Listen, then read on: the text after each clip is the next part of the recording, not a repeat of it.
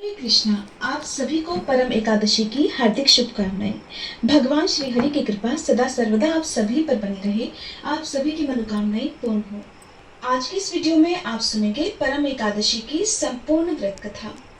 भगवान श्री कृष्ण के श्रीमुख से सभी एकादशी व्रतों का महात्म्य सुनने के बाद हाथ जोड़कर धर्मराज युधिष्ठिर ने उनसे पूछा, हे कमल नयन, अब आप अधिक मास अर्थात लोंग मास, जिसे पुरुषोत्तम मास भी कहते हैं, कृष्ण पक्ष की एकादशी का नाम तथा उसके व्रत का विधान बताने की भी कृपा करें। इसमें किस देवता का पूजन किया जाता है और इसके व्रत से किस फल की प्राप्ति होती है। तब भगवान श्री कृष्ण मुस्कुराते हुए धर्मराज युधिष्ठिर से इस प्रकार बोले, हे युधिष्ठिर, इस एकादशी का नाम परम है। इसके व्रत से सभी पाप नष्ट हो जाते हैं तथा मनुष्य को इस लोक में सुख और परलोक में सद्गति प्राप्त होती है। इस व्रत में भगवान विष्णु का पूजन धूप दीप नैवेद्य पुष्प आदि से सच्चे मन से करना चाहिए। इस एकादशी की पावन कथा जो कि महर्षियों के साथ कांपिल्य नगरी में हुई थी, वह मैं तुमसे कहता हूँ, ध्यान पूर्वक सुनो। हे युधिष्ठिर, कांपिल्य नगरी में सुमेधा नाम का एक अत्यंत धर्मात्मा ब्राह्मण रहा करता था। उसकी पत्नी अत्यंत पवित्र और पतिव्रता थी। किसी पूर्व पाप के कारण वह दंपति अत्यंत दरिद्रता का जीवन बिता रहे थे। ब्राह्मण को भिक्षा मांगने पर भी भिक्षा नहीं मिलती थी। उस ब्राह्मण की पत्नी वस्त्रों से रहित होते हुए भी अपने पति की सच्चे मन से सेवा करती थी तथा अतिथि को अन्न देकर खुद भूखी रह जाया करती थी और पति से कभी किसी वस्तु की मांग भी नहीं किया करती थी। इस प्रकार दोनों पति पत्नी घोर गरीबी का जीवन बिता रहे थे। एक दिन ब्राह्मण अपनी पत्नी से बोला, हे प्रिय, जब मैं धनवानों से धन की याचना करता हूँ तब वह मुझे मना कर देते हैं। गृहस्थी धन के बिना नहीं चलती, इसलिए अगर तुम्हारी सहमति हो तो मैं परदेश जाकर कुछ काम करूं, क्योंकि विद्वानों ने कर्म की प्रशंसा की है। ब्राह्मण की पत्नी ने विनीत भाव से अपने पति से कहा, हे स्वामी, मैं आपकी दासी हूँ। पति अच्छा और बुरा जो कुछ भी कहे, पत्नी को वही करना चाहिए। मनुष्य को पूर्व जन्म में किए कर्मों का फल अवश्य मिलता है। सुमेरु पर्वत पर रहते हुए भी मनुष्य को बिना भाग्य के स्वर्ण नहीं मिलता है। पूर्व जन्म में जो मनुष्य विद्या और भूमि का दान करते हैं, उन्हें अगले जन्म में विद्या और भूमि की ही प्राप्ति होती है। ईश्वर ने भाग्य में जो कुछ लिखा है उसे टाला नहीं जा सकता।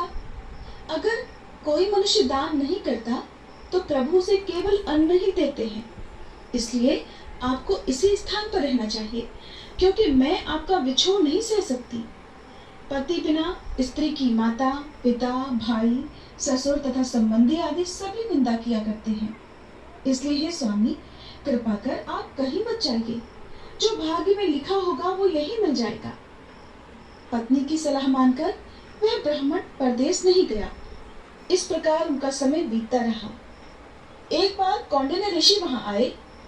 ऋषि को देखकर ब्राह्मण सुमेधा और उसकी पत्नी ने उन्हें साष्टांग प्रणाम किया और कहने लगे, आज हम धन्य हुए मुनिवर, आपके दर्शन से आज हमारा जीवन सफल हो गया। फिर ऋषि को उन्होंने आसन और भोजन दिया। भोजन देने के बाद पतिव्रता ब्राह्मणी ने कहा, हे ऋषिवर, कृपा करके आप मुझे दरिद्रता का नाश करने की कोई विधि बतलाइए। मैंने अपने पति को परदेश में जाकर धन कमाने से रोका है और देखिए, मेरे भाग्य से आज आप पधारे हैं। अब तो मुझे भी पूर्ण विश्वास हो गया है कि हमारी गरीबी अब जल्दी ही नष्ट हो जाएगी। इसलिए हे मुनिवर, आप हमारी इस गरीबी को दूर करने के लिए कोई उपाय बतलाइए। ब्राह्मणी की बात सुनकर कौंडिन्य ऋषि कहने लगे, हे ब्राह्मणी, मलमास की कृष्ण पक्ष की परम एकादशी के व्रत से सभी पाप दुख और गरीबी आदि नष्ट हो जाते हैं। जो मनुष्य इस व्रत को करता है वह धनवान हो जाता है। इस व्रत में नृत्य गायन आदि सहित रात्रि जागरण करना चाहिए। भगवान शंकर ने कुबेर जी को इसी व्रत के करने से धनाध्यक्ष बना दिया था। इसी व्रत के प्रभाव से सत्यवादी राजा हरिश्चंद्र को पुत्र स्त्री और राज्य की प्राप्ति हुई थी। इसके बाद कौंडिन्य ऋषि ने ब्राह्मण दंपति को एकादशी के व्रत का समस्त विधान कह सुनाया। फिर ऋषि ने कहा, हे ब्राह्मणी, पंचरात्रि व्रत इससे भी ज्यादा उत्तम है। परम एकादशी के दिन प्रातःकाल नित्य कर्म से निवृत्त होकर विधान पूर्वक पंचरात्रि व्रत आरंभ करना चाहिए। जो मनुष्य 5 दिन तक निर्जल व्रत करते हैं वे अपने माता पिता और स्त्री सहित स्वर्ग लोक को जाते हैं। जो मनुष्य 5 दिन तक संध्या को भोजन करते हैं वे स्वर्ग को जाते हैं। जो मनुष्य स्नान करके 5 दिनों तक ब्राह्मण को भोजन कराते हैं वे समस्त संसार को भोजन कराने का फल प्राप्त करते हैं। जो मनुष्य इस व्रत में अश्व दान करते हैं उन्हें तीनों लोकों को दान करने का फल मिलता है।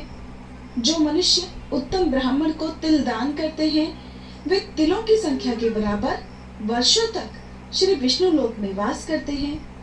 जो मनुष्य 5 दिनों तक घी का पात्र दान करते हैं वह अंत में सूर्य लोक को जाते हैं। जो मनुष्य 5 दिन तक ब्रह्मचर्य पूर्वक रहते हैं वे देवांगनाओं के साथ स्वर्ग को जाते हैं। इसलिए हे ब्राह्मणी, तुम अपने पति के साथ इसी व्रत को धारण करो, इससे तुम्हें अवश्य ही सिद्धि और अंत में स्वर्ग की प्राप्ति होगी।